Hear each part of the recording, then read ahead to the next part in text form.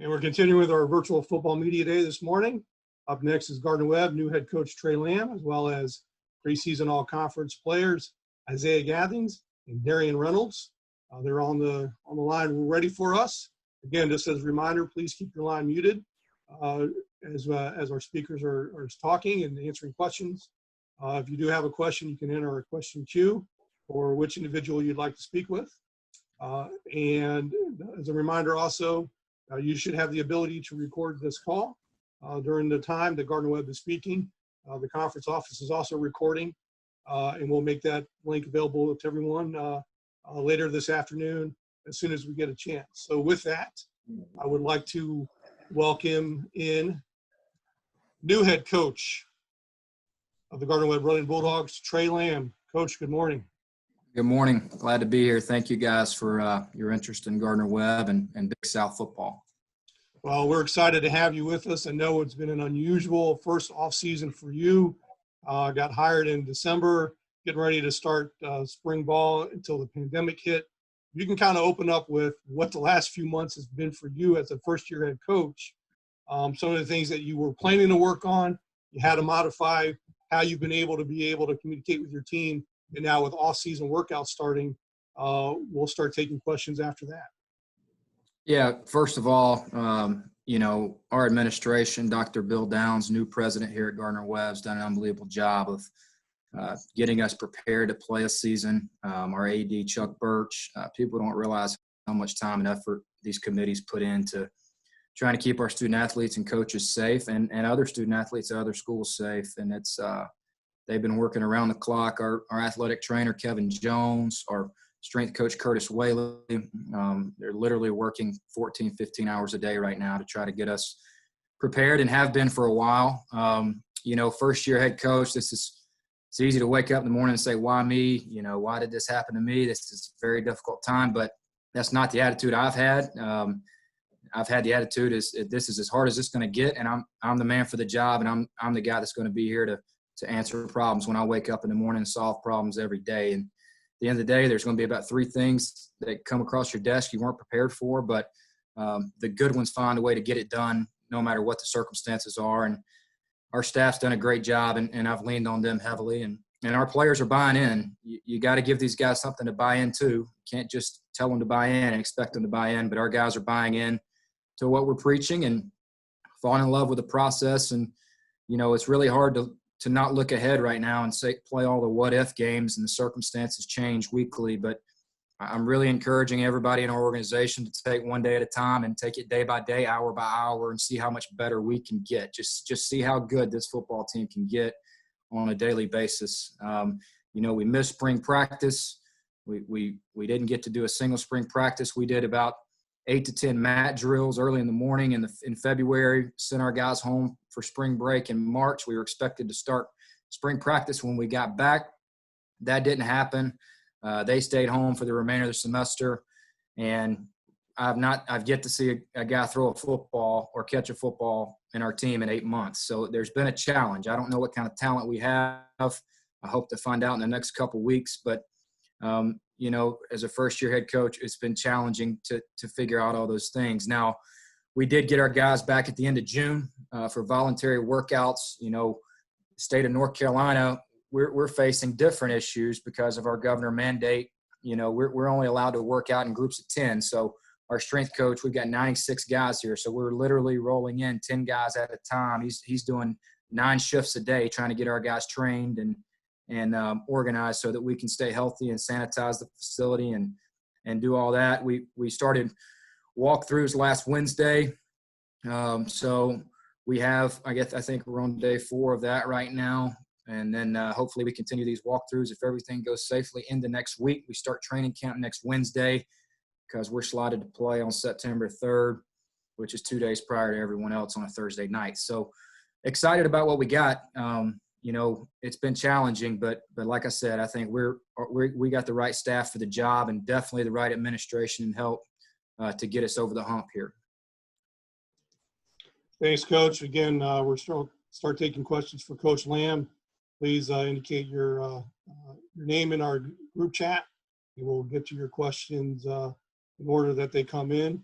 While we wait for that, Coach, just kind of, this is our first introduction to you overall, in addition to your press conference back in December, but with more of the Big South media coverage now. Kind of just tell us what your vision is for the Gardner-Webb football program and what your approach is going to be in implementing that, playing that first season. The big buzzword right now is culture, and I probably fall in line with some of those guys like, Coach Healy at Charlotte's a mentor of mine, guys like Dabo Sweeney. I'm a big energy guy, big culture guy.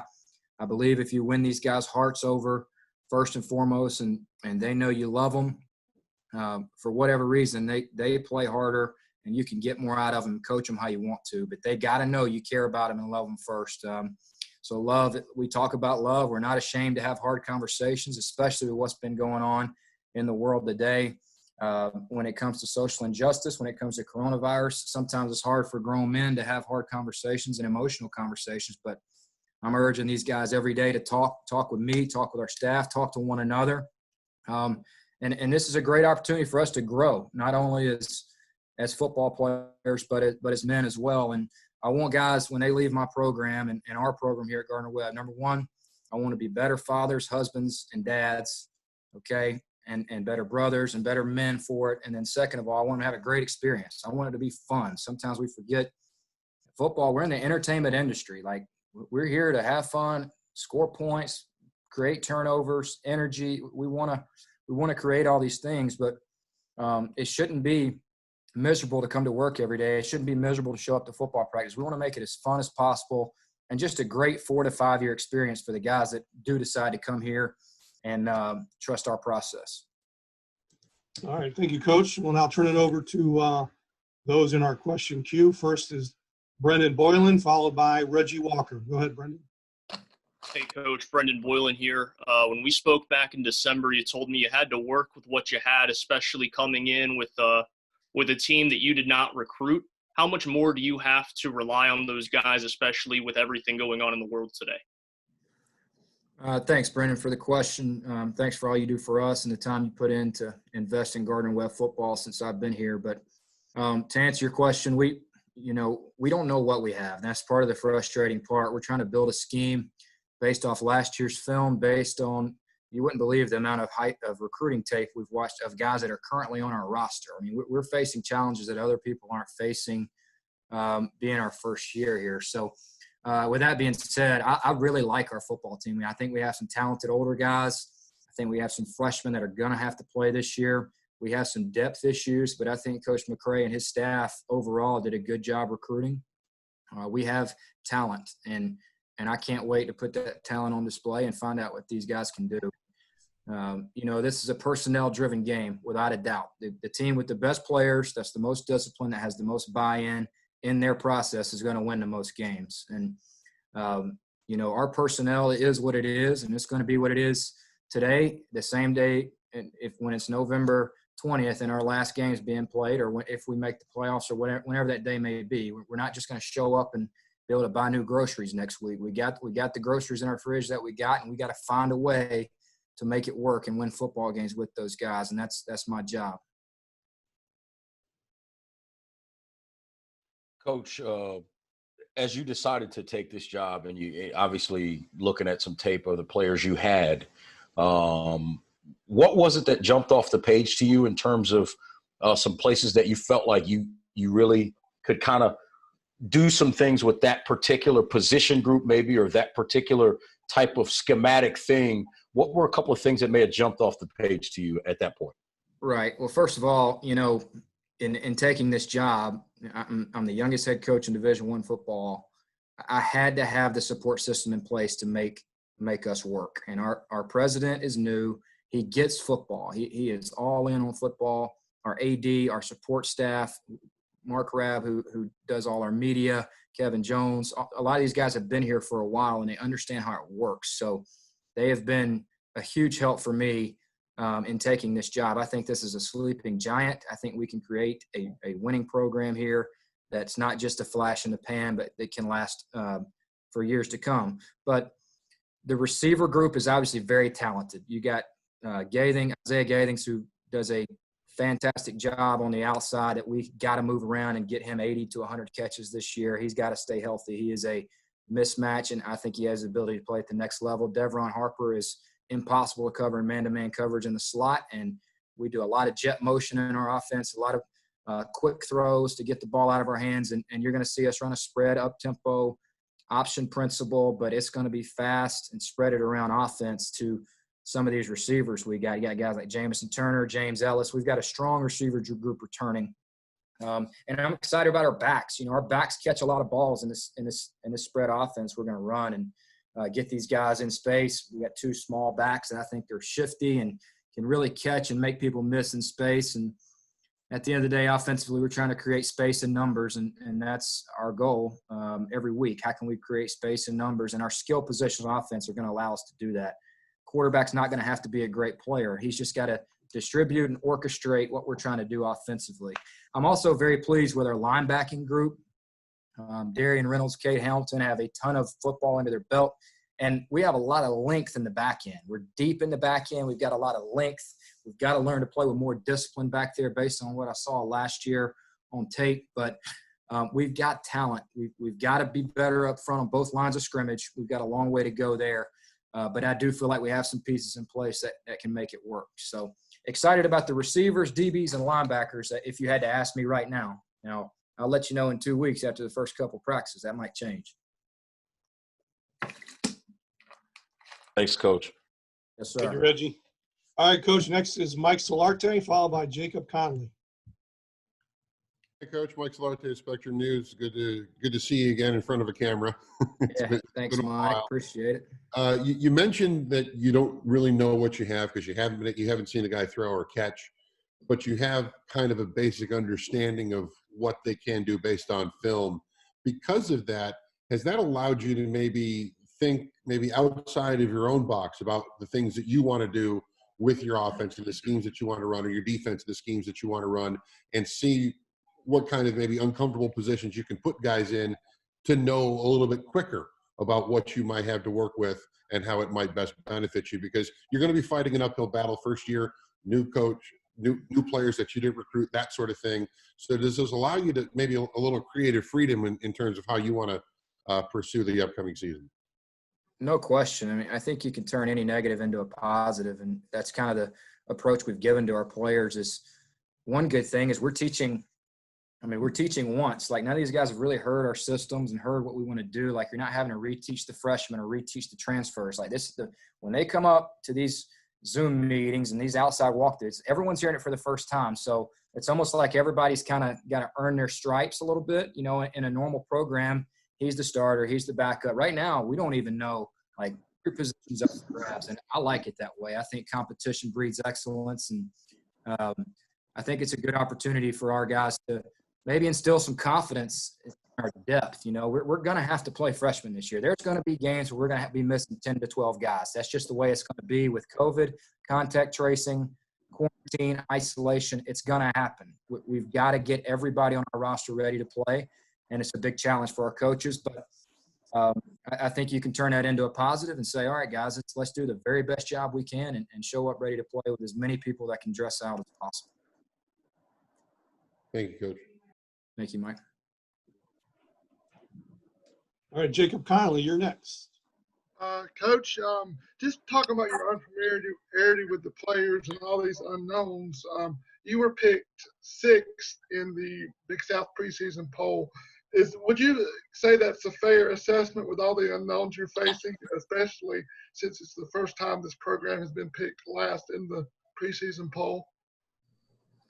Absolutely. I think it's very fair. I mean, I don't look at that stuff a whole lot, as you would probably listen to most coaches and hear the same thing. Now, I appreciate the jobs that we all do and you all do in the media, and I think it's extremely important to keep building the brand for the Big South and for college football in general, and I appreciate you guys carrying the torch for us. But the things I've been telling my team is guys, none of that. Those guys that vote on these things, they're not in the team meetings with us. They're not at practice with us. We control our own destiny, and we're worried about us. And I know that's cliche, and you hear that, coach, in America, but it's the truth. And we're telling these guys, you know, we are focused on us, and and all that stuff is going to take care of itself at the end of the season. Or, you know, we may look back 5 years from now, 3 years from now, one day this program is going to click. It's going to click one day, and we're going to speak it into existence. We're going to have great belief in what we're doing and our process, and one day it's going to click.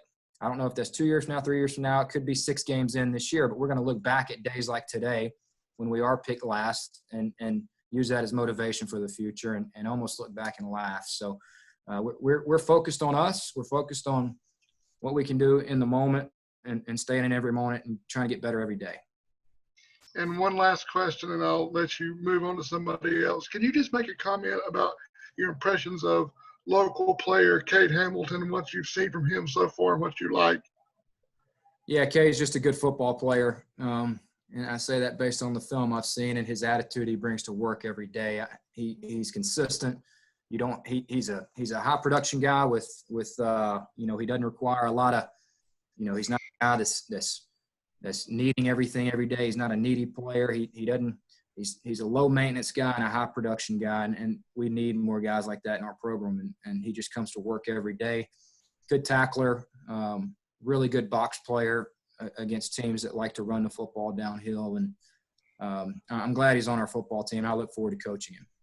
All right. Thank you so much. Thank you, Jacob. Thank you, Jacob. Coach, the next questions for you are first from Kelly Bardick and then Joe Hughes. Go ahead, Kelly. Hey, Coach Lamb. Oh, sorry, that's my dog. I just want to, with all the obstacles and, you know, unforeseen circumstances this season, what is your first season at Gardner-Webb what's going to make it successful? What will success mean to you? Success for me is just us getting better. Like, I'm really not focused on the results right now. I'm focused on our program, our team, trying to install our culture, our core beliefs, and getting these guys, giving them something to buy into. We're trying to create new energy, create new branding. We want it to look like a different product on the field. But like I said, that may not come till year 2 or 3. I don't know. And I don't have a crystal ball. We need to stay healthy this year. We need to stay healthy and keep positions to have a chance to compete.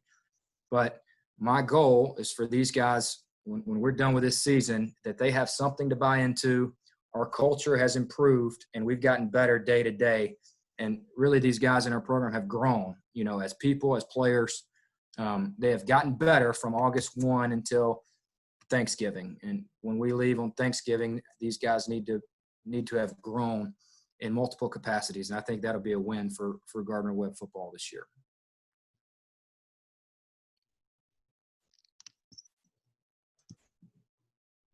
Kelly, anything further? No, thank you. All right, Joe Hughes, go ahead. Good morning, Coach. How are you doing today? I'm doing great, Joe. Thank you. Good deal. Yeah, Gardner-Webb's already had its first brush with COVID, 2 student athletes testing positive. What have y'all kind of learned from that experience, or what challenges has it shown that this poses? I think it's, you know, you're going to have cases. Everyone's going to have cases. We'd be naive not to think that. And I'm kind of in the belief that, you know, you definitely have to put the student athlete's health first. You know, we've had a few cases that have been asymptomatic. We've had a couple cases where the guys hadn't felt well. You know, it's impacted their weight. It's impacted the way they could perform in the next couple of weeks. There's going to be some issues that we got to tackle moving forward. And our staff are you know, we have a quarantine dorm. We have an isolation dorm. We have 2 different categories when it comes to what the contact tracing looks like and testing positive and getting tests for all our players and coaches on a normal basis. But our plan in place has worked. And so far we have kept it. This week has been spectacular. Our cases have gone down. We haven't had any in the last couple of days. Our guys are taking it serious when it comes to social distancing and wearing masks and trying to create the bubble that everyone is speaking of. And it really comes down to the individual. And that's what we're trying to preach to our guys over and over. And if you do your part, it's no different than being a part of a good football team. If you do your part, the other 100 guys on the team can benefit from it. And I think it can teach you some lessons about life and about a team sport when it comes to some of this stuff.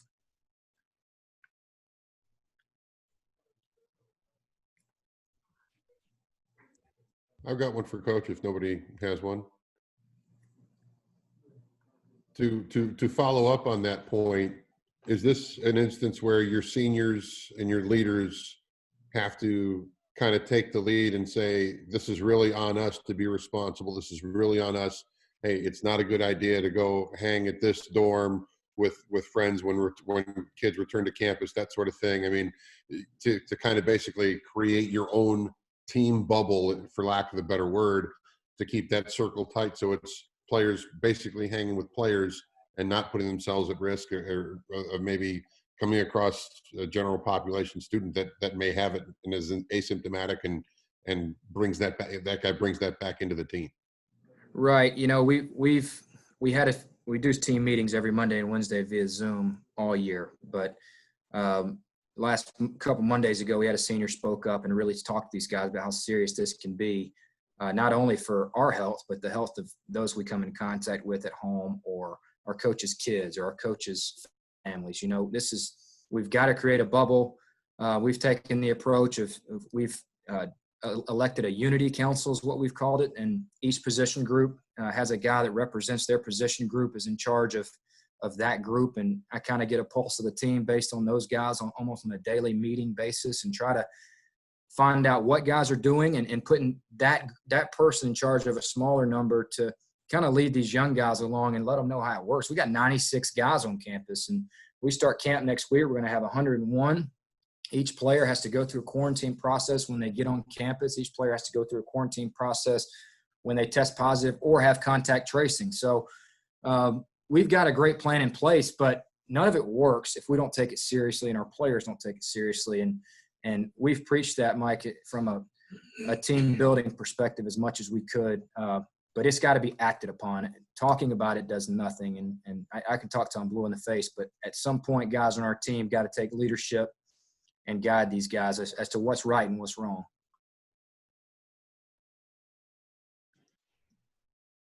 Coach, one more from me. You talked about a little bit how difficult it's been not seeing anybody throw a ball, not seeing anybody catch a pass, but you did bring a new quarterback in. What did you see on tape that made you say, I have to have a guy like Tavon on the team? Well, first of all, Tavon's a great kid. Anytime you bring a transfer into your program, you got to do your homework, you know, because one bad apple can ruin your culture, and I've seen it done. But this guy's bought into what we've been preaching. He is all in on our coaching, all in on being a great teammate first, and he's a really good person. Whether he's our starter or not, he will make us better. And the more people we can bring in that bring value to our program, the better we're going to be. Obviously, I hadn't seen Tavon work. I hadn't seen his footwork. I hadn't seen him throw. But his tape at Wake Forest, he didn't play a lot in games, but he had a lot of practice tape. We evaluated his high school tape was really good. He's a highly touted recruit, and I think he's going to come in and give it a shot and really really outwork a lot of guys on our team. He's been a great leader. He hasn't been, you know, one of the transfers that come in and try to be a me guy and beat his own chest and talk about himself. He's very humble.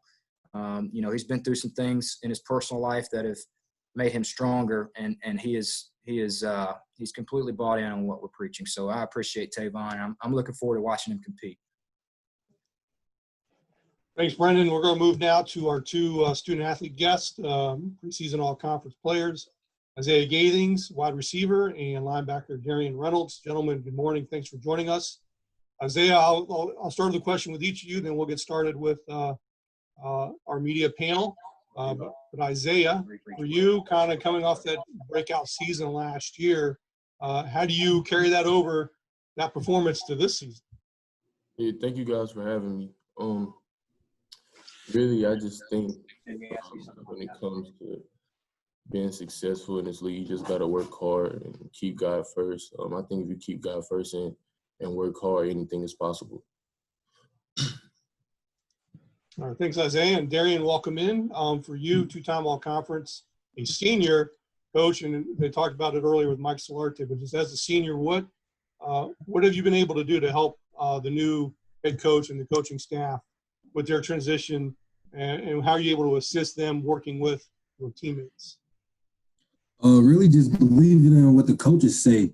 everybody on the team looks for me as the leader. So I have to, if I buy in and I do the right things, my influence is going to lead the whole team. So if I do the right thing, I feel like the team will carry along and do the right thing. I'm buying in. Everybody else around me going to buy in also. All right, thank you. So we have a few questions for both of you. First, starting with Craig Haley. Go ahead, Craig. Thank you, Mark. Isaiah, Darian, thank you for the time.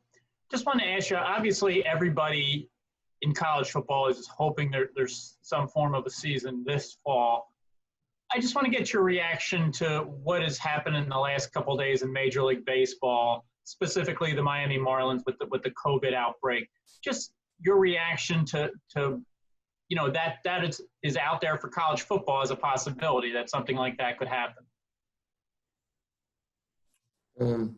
I just feel like with everything that's going on with COVID, I just think that, again, keeping God first is most important. You really don't know during these times what's going to happen. I just think that you just got to take the right precautions, wear a mask, and just hope for the best, really. Yeah, as long as everybody following the team rules, the athletic training rules, and go by the guidelines and be very precautionary. Everybody want a season. We got to just do what's right. Sure. Thank you. Thanks, Craig. Next, we'll hear from Michael Hibbert of the Times Daily Union. Go ahead, Michael. Hey, this question is for both guys. I wanted to ask you about the last home game of the season last year against North Alabama. Starting, obviously, Isaiah, you had a breakout year last year. Do you feel like that was one of your better games? And for you, as receivers' perspective as well as Darian from the defensive side, what was y'all's impressions of the wideout group that UNA had? Yes, sir. That was one of my better games. I think I had like 14 catches. That was definitely one of my better games. It was a fun game. UNA had a very good receiving core, and also they had a very good quarterback. So that was a fun game also too. But yeah, now that I think about it, did we lost that game by what? I think it was a touchdown. Yeah, it was a fun game. That was one of my breakout games, and it was more of just the play calling that we had, the game plan that we had set up for that game. That was a fun game. I like the Alabama game. They had a good receiver. I remember one slot receiver they had was about to be a junior. He was pretty good. Everybody else was pretty solid. They had a good team. It was kind of fun for us playing the team from Alabama. And, they new to the conference, so kind of different players, different team, everything. So it was kind of fun. Appreciate it, guys. Thanks, Michael. Darian, the next question is from Jacob Conley for you. Jacob?